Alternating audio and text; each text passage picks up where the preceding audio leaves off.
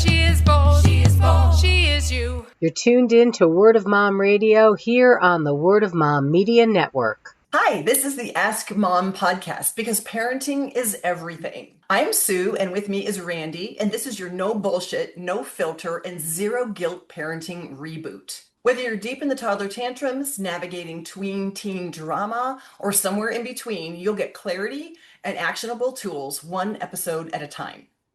Today's episode is Mom Guilt is Lying to You, so stop listening to it. Let's start with what guilt's power grip is on you. So pack your bags. We're going on a guilt trip today. Let's talk about the wasted emotion that keeps moms stuck, small, and second guessing their every decision. And that is guilt. It feels productive, but guilt is actually sabotaging your parenting. In this episode, we'll talk about 4 categories of guilt, how to stop absorbing it, and how to stop letting guilt lie to you by understanding that it has zero place in your life. So how is guilt hijacking your parenting?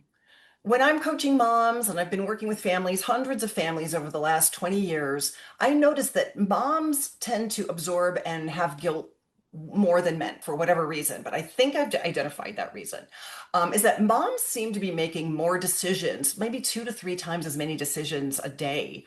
And they tend to, just by the sheer numbers, they're second guessing their decisions more often. Every day as a parent is a new day. So we're experiencing something new for the first time, and it's very easy to have guilt creep in and second guess what we're deciding for our kids. So moms, you're not broken for feeling guilty. It's almost a rite of passage. We've all been there. But to be honest, how productive is ruminating and second guessing? The what ifs, the shoulda, woulda, coulda. The rumination does not solve a single thing.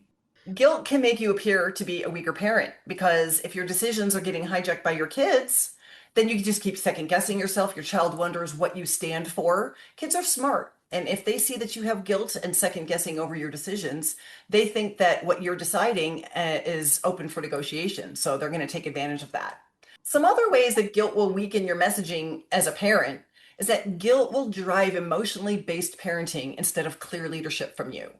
Guilt traps you in a process of people pleasing or overcompensating behaviors, all of which undermine your credibility with your kids. Guilt will create a toxic cycle of decision, regret, then shame and doubt, rinse, repeat, right? So we're in a toxic cycle of every time we make a decision, we second guess that, and then we change our mind and we just look weaker as a parent, and our kids can sniff that out. How do you think that guilt could be hurting your connection with your child? Something you said that I found very interesting is that you mentioned toxic cycle. And I definitely want to know your take on this as well, because I think it's very easy, because you said kids can sniff this out. And I actually have wondered if doing enough of this, you're actually creating a toxic cycle. Like, so for example, kids sometimes, I wonder are they creating situations because if they know on the back end they're going to get something out of it the next day, it makes me kind of wonder, because I have actually questioned that with one of my kids. They're smart enough to know. It's hard. Sometimes you can't really tell, but I have wondered and just was wondering like what your thoughts on that. Are we creating these patterns in behavior? And they could be conscious or unconscious, but I wondered if if it's driving the kids' behavior to do something, knowing they might get something on the back end if a parent is overcompensating. Well, absolutely. That's why I say that, when you are prone to guilt and second guessing yourself, that is very easily identifiable by the kids. Yes, smart kids are going to, they're like, they smell the blood in the water. And if they think that you're second guessing yourself, and when I said earlier that moms tend to make 2 to 3 times more decisions in a day than a dad, especially if we're home and we're second guessing ourselves, we're thinking that the kids, we're nurturers, right? So if we're nurturers and we're trying to be open-minded and we're trying to be collaborative, sometimes that can be taken as guilty thoughts. But if we are ruminating and we are overthinking what we decided, or our kids are feeling like they can exploit our kindness and we're willing to go back on what we said, then yeah, that weakens you as a parent. It weakens your credibility. They think they can negotiate with you. And none of that equals leadership parenting. None of that equals, boundary setting and consistency. Yeah. And I know for me, whenever I do things out of guilt, it always seems to snowball. And I think it depends on how guilty you feel, what your level of guilt might be. But a heavy guilt can easily snowball from one thing to another to another. And the next thing I know, I'm resenting the whole situation. Yeah. But then deep down, I know this is a me issue. This is something I did to myself. Exactly. So, I mean, I know from experience, it can only complicate situations. And actually, I think it just distracts people from taking action to just not repeat the behavior that might have caused someone to feel guilty in the first place. True. Exactly. I agree. There's so many factors that go into feeling guilty, and I think it can really be nuanced. And you pointed out in your book that there are 4 major categories of guilt. Can you talk a little bit more about that? It's really interesting. Yeah. After parenting my own 4 kids and working with lots of moms, lots of families, I have identified that there are 4 categories of guilt. Okay. There are 4 places where guilt lives. Number 1 is the self-inflicted guilt. That's the inner voice that you allow to tell you that you're failing. It's the second guessing. It's the part that shakes your confidence. Every time you make a decision, you wonder, was that the right decision? So that's the self-inflicted. That's coming from a place of inside you. And then number 2 is the guilt that you put on your kids. After all I do for you, if you loved me, you'd come home on time, that type of patterning, or maybe you were raised with that and now you use that as a crutch or a tool. So you're using guilt to get an action from somebody, whether it's your kids or your spouse or friends. Either way, it's a pattern that is not a healthy one that you want to be aware of. The third category is the guilt from your kids. This is the type of guilt that if you're allowing tantrums and emotional manipulation to trigger your own shame because it's happening and you're not stopping it, this is where your kids are now exploiting you, right? They're hijacking your decisions because they've sniffed that you are for sale or that your decisions don't stand. So that's the guilt that you're allowing your kids to put onto you. And then the final category is societal guilt. Are you prone to being an Instagram perfect mom? Are you prone to taking unsolicited opinions from friends and family that you allow to seep in and affect how you parent because you're not finding your own inner voice? Is that guilt affecting your parenting as well? These 4 categories are just really about awareness. And notice the consistent messaging that I'm using in each description of the categories, which is you're allowing. Guilt is very much, like you said earlier, it's very much put on all from you. So when you're aware of the self-inflicted guilt, the guilt from your family that you're allowing other people to give you, from society, these are all things that are they're emotion, but they're not emotion. They're not solving a single problem, right? So if you're allowing this to happen and you're allowing it to seep in and affect the decisions that you're making, I say if you can name it, you can change it. Guilt is one of the most insidious emotions and counterproductive feelings that every parent, especially moms that I work with, have that are problematic in their parenting and problematic in them being taken seriously as leaders, and that are problematic in them not being able to create boundaries. So it starts with, we spend several sessions sometimes just getting moms to understand what is guilt, how is it affecting them, what are the patterns in their life, how is it manifesting in their decision making. And I start out by saying, if you can name it, you can change it. So the first thing is to say, yes, I'm taking on guilt, I'm allowing guilt, and here's where. That's the number one thing. One of the funny parts about guilt is I get a lot of moms that say, you seem to have a very clear-cut boundary on guilt. And it's like, well, I have not let guilt have a place in my life. So when someone tells me I'm allowing something, I'm going to take a look at that and be practical about it and say, how can I put the boundary around this to not let guilt seep in? There's quite a few ideas and actionable tools that I have that we'll talk about. But the number one thing that how do I not let guilt have a place in my life that I've learned and I've trained myself with is that I never second guess a decision once I've made it. So if I feel like there's been intention and love behind my decision and I'm dealing with the best possible information that I had at the time, I'm not second guessing it. I'm moving on. I'm running a business. I'm running a family of 6 people. I don't have time to ruminate. I'm going to have a clear boundary that I made the decision and I love myself enough to go, once I've made my decision, that's my final decision. Now, if I find that I made a mistake on that decision, I will simply apologize and then I'll move on quickly. I'll just tell myself I'll do better tomorrow. The lesson has been learned. That's it. It's very clear boundary. So 3 ways that I don't allow guilt to come into my life. Don't second guess my decision. I give myself the benefit that I made the best decision I could at the time. Number 2, if I make a mistake, I apologize and I pivot quickly. And then number 3, I make an intentional effort to not live a life of regret. So that sounds like just words, like I make an intentional effort. Those aren't words. What it is it's I've decided, right? It's a decision up front that I'm making. And that's how we create discipline. That's how we create real change in our lives. And since guilt is such a difficult, insidious habit for us to kick, I feel like some of these boundary setting tools can be and have been very helpful to the parents that I work with.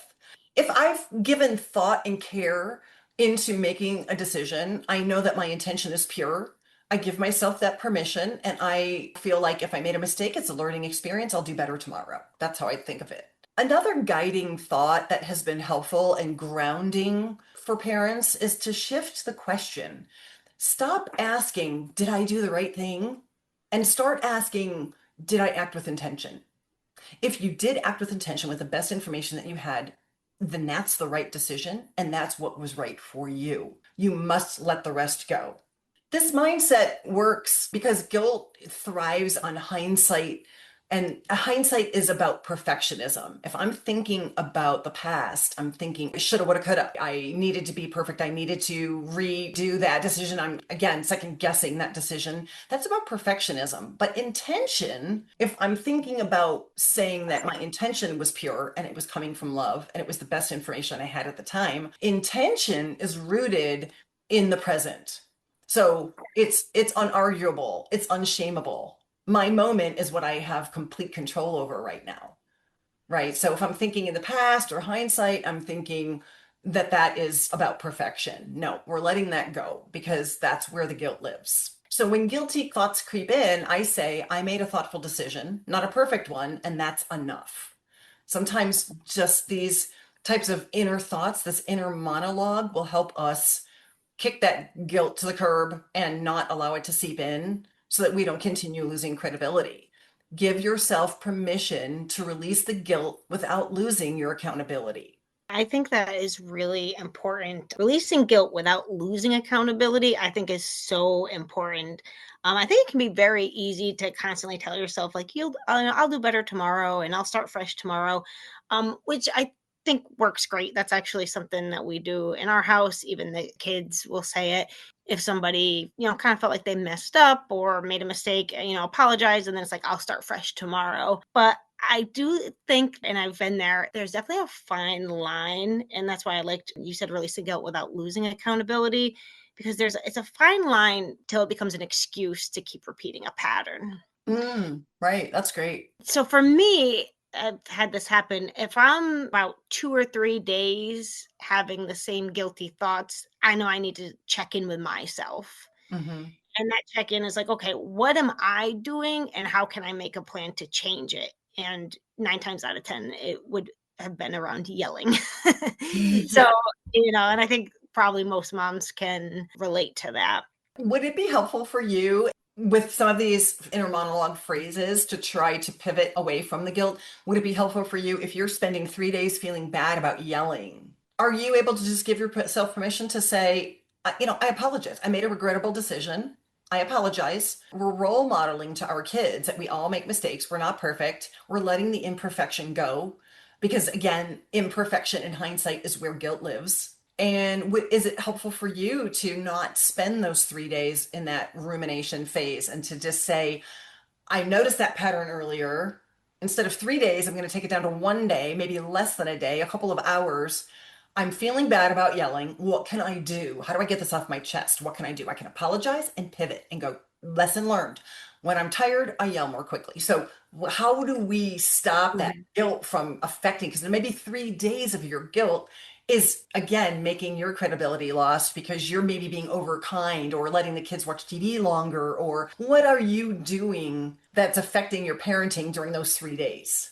Yeah, exactly. That's why I love some of the internal shifts that we could start saying to ourselves, because I do think you almost have to be proactive about it. That's why I was very Mhm. interested when you mentioned it as a habit. And I think so is if that's the case, it's just as easy to undo the habit, but it's going to take intention when you wake up in the morning, reminding yourself so that when you get to that point, you have these phrases already kind of in your mind that are your go-to phrases. And I think just reminding yourself, setting the intention, maybe even that morning, if something's a problem, okay, the next morning, I'm going to wake up and I'm not going to yell today. And these are the ways I can be proactive to not do that. Because, yeah, I think everyone has, you could have a day where it's like a one off and the same pattern is repeating itself and it's one that makes you feel guilty. I think that's a nice clue to be more proactive. Yeah, I think that one of the things that I have found helpful in the coaching one-on-one with parents is applying a practical lens to guilt. Because guilt is so emotion based and unproductive, it is literally a wasted emotion. It's an emotion that we don't even need to acknowledge. The way that I've been able to help parents let that go is through applying a more practical lens to guilt.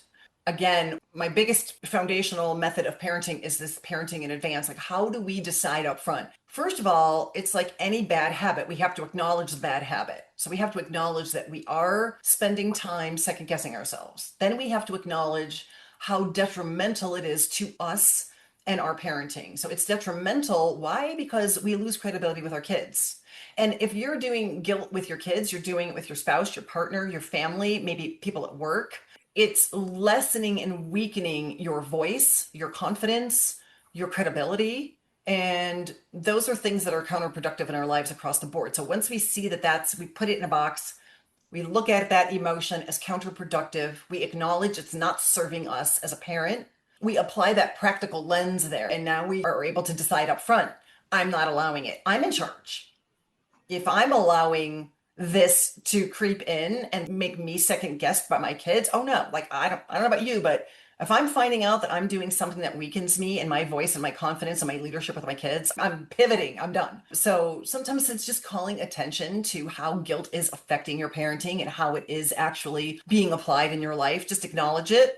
And now we can think practically about it. In my coaching, in my book, I do have some additional practical ways to actually let go of guilt in real life. So these are some practical ideas that can be applied. They're mindset shifts. They're helpful, whichever one might resonate with you. But first, you want to identify when the guilt kicks in. Is it when your child is upset? When do you feel guilt? Is it your child's upset and you want to fix it? Or is it when you feel compared or comparing yourself to others? Again, we get back to the 4 categories of guilt. Society.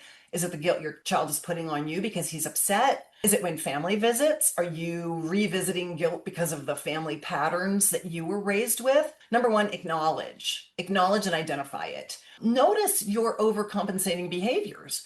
Are you changing your mind a lot? If so, your kids don't know what end is up. Now you're yelling and you're upset your kids aren't listening, but let's back that up and realize that it's the guilt, your guilty feelings, and your lack of consistency is creating your kids to not listen to you because they know that it's going to change because you're busy beating yourself up, right? Remind yourself that guilt is a message, it's not a plan. We can change messaging at any moment. So it's not a plan of action, it's a message, and it's an emotional message, and it's meaningless. And then recalibrate what your conversation is. Apologize if needed, but don't marinate in the mistake. That's just not solving anything, right? So start fresh the next day because that's what real growth looks like. If you're listening to this podcast, or you're reading parenting books, you want to be a better parent, this is about growth, this is about learning.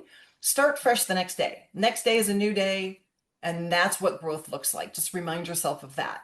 Since guilt can be so embedded in us, it takes time and awareness to stop listening to it.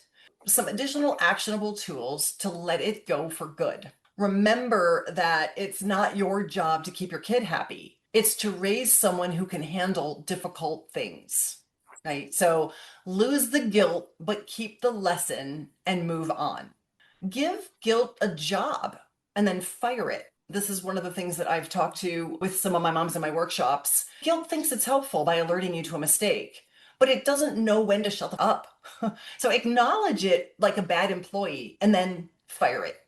It's up, right? Give guilt a job and then fire it. I love that. Yeah. Tell yourself thanks for the alert, guilt, but the message received and you're no longer needed here. Another idea that I've used in workshops is to create a guilt reset phrase. Huge fan of mantras because it's a quick little sentence that resonates with me and then it redirects me quickly. And I love reset phrases and mantras, but you can do like a rehearsed phrase that creates muscle memory and that stops the shame spiral. So you can teach your brain a new cue. You can say, I've decided that I forgive myself faster than I used to. If that is what your problem is, that you're using guilt and your confidence is shook because you're ruminating again in guilt and second guessing yourself, just decide. It's up to you to decide. No one else can decide this for you, but it's up to you to decide, I forgive myself faster than I used to. All right. I can also decide that I'm growing and that's what matters. I'm changing. I'm an ever-changing landscape. I'm a parent doing the best I can. So I'm growing and that's what matters here. Another one is that I've decided to lead with love, not regret, because regret, again, is another wasted emotion like guilt. I am a leader in my family. I create the culture of my home. Guilt does not serve me or anyone in my family. I lead with love. And the last little actionable tip that I've used that seems to resonate with moms the most is name the source. Is this guilt mine or did I absorb it? A lot of guilt isn't even ours. It's inherited or it's projected or it's socially planted.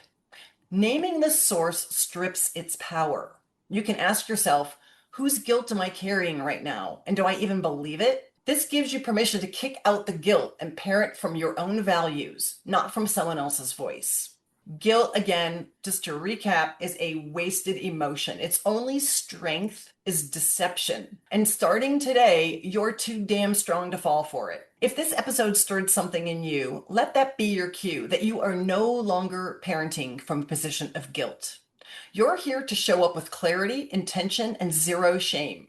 Let that linger and let guilt go. Thank you for listening today. We're so happy to have you. And if you would like to get some more information, you can visit my website is askmomparenting.com. It's also Ask Mom Parenting on Instagram and Facebook. I have a yell-free parenting group, a private group on Facebook, Yell-Free Parenting. I do posts every day. I have a lot of great content in there that you're able to join. I have a book, Secrets to Parenting Without Giving a Fuck. It's on Amazon. I look forward to talking with you next time, and feel free to reach out in any way if you have questions or to have topics that you want to hear about. Thanks again, and we'll see you next time. She is sure. She is sure. She is strong. She is strong. She is true. She is true. She is brave. She is brave. She is bold. She is bold. She is you. She is you. She is you. She is you. She is sure. She is sure. She is strong. She is strong. She is true. She is true. She is brave. She is brave. She is bold. She is bold. She is you. She is you. She is you. She is you. Sure of herself, yeah, she takes care of biz. Powerful and strong, yeah, she knows who she is. Has integrity, woman strong and true. You know her by name, see this woman is you. She is sure. She is sure. She is strong. She is strong. She is true. She is true. She is brave. She is brave. She is bold. She is bold. She is you. She is you. She is you. She is you. She is sure. She is sure. She is strong. She is strong. She is true. She is true. She is brave. She is brave. She is bold. She is bold. She is you. She is you. She is you. She is you. Adds value and hope. Has proved to be brave. See, it's never too late. Never time to behave. Reaching for dreams. Doesn't matter the age. Believes in herself. Unleashed from her cage. She is sure. She is sure. She is strong. She is strong. She is true. She is true. She is brave.